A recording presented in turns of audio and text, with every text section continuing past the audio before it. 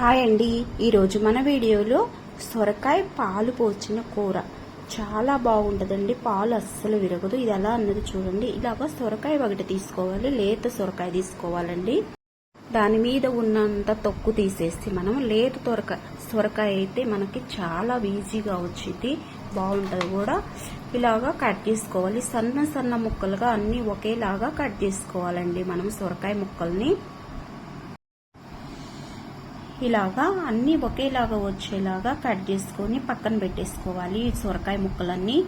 ఇప్పుడు మనం ఇలాగా పెట్టేసిన తర్వాత ఒక కళాయి తీసేసుకొని గ్యాస్ వెలిగించి స్టవ్ మీద పెట్టేసి 2 స్పూన్ల ఆయిల్ వేయాలండి. ఆయిల్ వేసేసి 2 స్పూన్లు వేడెక్కినాక దీంట్లోకి పోపు దినుసులు అన్నవి వేసుకోవాలండి. పోపు దినుసులు బాగా వేగనివ్వాలండి. చూడండి, ఇలాగా వేసుకోవాలి. వేగిన దాంట్లో సన్నగా తరుక్కున్న ఉల్లిపాయ ముక్కలను వేగాలి. ఇవి అవసరం లేదు, మగ్గిపోతే చాలు. అలాగే దీంట్లోకి 2 రెమ్మల కరివేపాకు వేసుకొని బాగా మగ్గనిద్దాము. దీంట్లో ఇట్లా మగ్గుతున్న ఉండగా మనము బాగా ఆయిల్లో 1 స్పూను సాల్ట్ వేసుకోవాలి. అలాగే 1/2 స్పూను పసుపు వేసుకోవాలి. ఈ రెండింటిని కలిపేసి బాగా మగ్గాలండి. ఇలా ఈ కలర్ లోకి వస్తే మనకు సరిపోయింది. ఇలా వస్తే మగ్గిపోతే ఇంకా దీంట్లోకి మనం సన్నగా దొరుకున్న సొరకాయ ముక్కల్ని వేసేసేద్దాము. ఇవన్నీ వేసి కలిపేసేయాలండి. కలిపేసి వాటర్ పైన అవసరం లేదు, వాటర్ అసలు పోయకూడదండి. దీంట్లో నుంచే వాటర్ వచ్చింది మనకి. ఇలా కలిపేసి మూత పెట్టి జస్ట్ మగ్గనిచ్చామంటే మనకి మగ్గిపోయిద్ది, చక్కగా మనకి మగ్గిపోయి ఉంటుంది. అంతలోకే మనం ఇది మగ్గేలోపు ఇలాగా చూడండి, ఇలాగా మధ్య మధ్యలో కలుపుకుంటూ ఉండాలి. వాటర్ అన్నది దీంట్లో నుంచి ఇలాగ వచ్చింది చూడండి. అలాగే మనం మధ్య మధ్యలో కలుపుకుంటూ మూత పెట్టేసి మనము పచ్చికారం దీంట్లోకి రెడీ చేసుకోవాలండి. ఇలాగా కలిపేసి మూత పెట్టేసి ఇప్పుడు జారు ఒకటి తీసుకొని దాంట్లోకి 10 మిర్చి ఇలాగా తీసుకోవాలి. పచ్చిమిర్చి మీ స్పైసీని బట్టి మిర్చి తీసుకోవాలండి. ఇలాగా తుంచేసుకొని ఈ మిరపకాయలన్నీ ఇలాగా తుంచేసుకొని పచ్చిమిర్చిని దీంట్లోకి మనము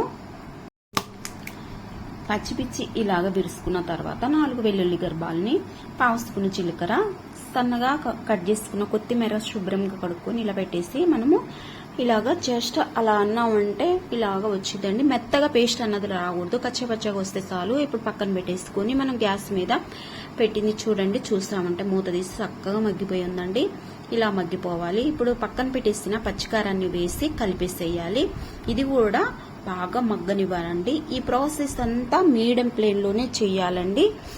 హైలో పెట్టామంటే మాడిపోయిద్ది. అందుకని బాగా ఇలాగా జస్ట్ ఒక్క 10 నిమిషాలు ఇలా చేసామంటే పచ్చికారం కూడా బాగా మగ్గిపోయి కలర్ అన్నది చూడండి ఇలా వచ్చింది. ఇలా రావాలి మనకి. ఇప్పుడే మనం టేస్ట్ సరిపడా సాల్ట్ చూసుకొని ఇప్పుడే వేసుకోవాలండి. సరిపడా చాలేదు, కొంచెం వేసుకున్నా. కలిపేసి ఇది కూడా వేసి బాగా కలిపేసేయాలి. ఇప్పుడు మనం కాచి చల్లార్చిన చిక్కటి పాలు తీసుకొని 1 గ్లాసున్నర పోసేసుకోవాలి. పోసి ఇది కూడా కలుపుకోవాలండి. పాలు పోసినాక లో ఫ్లేమ్లోనే పెట్టి ఇలాగా మంట అన్నది పెద్దగా పెట్టకూడదండి. హైలో పెట్టకూడదు, మీడియంలో పెట్టకూడదు. లో ఫ్లేమ్లో పెట్టి ఇలాగా కలుపుతూ ఉండాలి. మనకు చిక్కగా కావాలంటే చిక్కగా, గ్రే రావాలంటే అలాగా చూసుకొని మనము దాన్ని బట్టి మనం గ్యాస్ ఆఫ్ చేసుకోవచ్చండి స్టవ్. నాకు కొంచెం గ్రేగా ఉండాలని చెప్పేసి నేను ఉంచుకున్నానండి.